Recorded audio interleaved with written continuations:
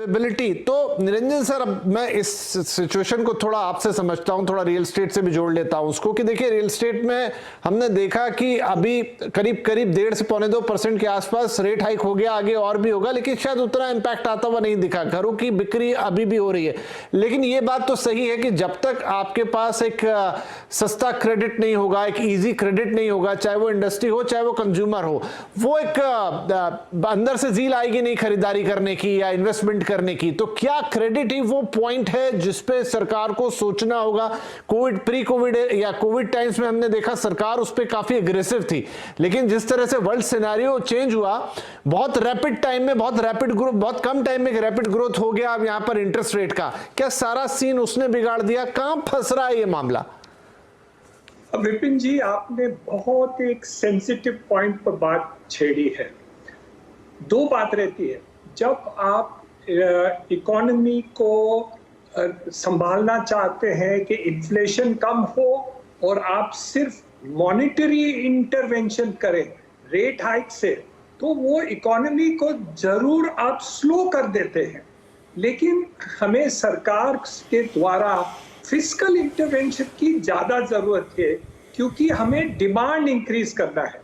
तो जैसे हम बहुत ब्याज बढ़ा देंगे तो आपका कॉस्ट भी बढ़ता है, जैसे आपने जिक्र किया। लेकिन दूसरी बात रहती है, जहां सरकार इंटरवेंशन करती है, फिस्कल इंटरवेंशन, जैसे तेल के भाव कम करवा दिए क्योंकि उन्होंने वो जो इनपुट उनका जो सेस है उसको कम कर दिया, या एक्सपोर्ट ड्यूटी के ऊपर बढ़ा दी क्योंकि वो मटेरियल इजीली अवेलेबल है। तो इसलिए आज की तारीख में आपको सिर्फ monetary intervention to change the position of the economy नहीं चलेगा हमारे देश में। सरकार को, केंद्र सरकार को उसमें भी ध्यान देना पड़ेगा, फिर ही आपका डिमांड बढ़ सकता है। सिर्फ मॉनेटरी इंटरवेंशन से रिजर्व बैंक गवर्नर का ब्याज बढ़ाते बढ़ाते नहीं हो सकता, क्योंकि उसके साथ साथ कॉस्ट इन्फ्लेशन भी बढ़ता है। तो ये मोस्ट इंपॉर्टेंट है। दूसरी बात है, जहां हमने PLI स्कीम की है मैन्युफैक्चरर्स के बारे में, हमें दूसरी स्कीम भी करने की आवश्यकता है जहां एम्प्लॉयमेंट जनरेशन ज्यादा हो। जैसे हमारे हाउसिंग है या इंफ्रास्ट्रक्चर पर है, वहां 1 रुपया आप इन्वेस्टमेंट करते हैं तो उसका मल्टीप्लायर इम्पैक्ट एम्प्लॉयमेंट में 100 गुना ज्यादा होता है, क्योंकि वहां एम्प्लॉयमेंट लेबर इंटेंसिव जो मटीरियल है वहां ध्यान देने की ज्यादा है। तो जैसे ही आपने PLI स्कीम मैन्युफैक्चरिंग में लेके आए, उसकी जरूरत है, मैं उसको निंदा नहीं करता हूं, वो गलत होगा। तो लेकिन सिमिलर स्कीम एम्प्लॉयमेंट जनरेटेड करने में भी आपको करने की बहुत ही आवश्यकता है। तो ये दो जो बात इंटरवेंशन सरकार करे, fiscal intervention along with monetary intervention, बहुत बड़ी बात है। और जो नए स्कीम्स अभी निकाले वो एम्प्लॉयमेंट जनरेटेड स्कीम्स होने चाहिए। जैसे हम हाउसिंग की बात करते हैं, इंफ्रास्ट्रक्चर की बात करते हैं, रोड्स की बात करते हैं, वहां हमें ज्यादा इन्वेस्टमेंट लाना है, जल्दी और तेजी से और रफ्तार से हमें करना चाहिए। आपको इकोनॉमी को जल्दी से परिवर्तन लाना है। ये 7% जो GDP ग्रोथ है, आप इस क्षेत्र में ज्यादा इन्वेस्टमेंट करेंगे तो आपको 3-6 महीने के अंदर आपका GDP ग्रोथ 10% से ऊपर आ सकता है और एम्प्लॉयमेंट जनरेशन भी होगा। लेकिन सिर्फ मैन्युफैक्चरिंग में इन्वेस्टमेंट करेंगे तो आपका जरूर लॉन्ग टर्म इफेक्ट इसका बहुत ही पॉजिटिव है। जैसे हमारे पत्रकार ने कहा, जरूर उसकी पॉजिटिव इफेक्ट है, लेकिन एक लीड टाइम आती है।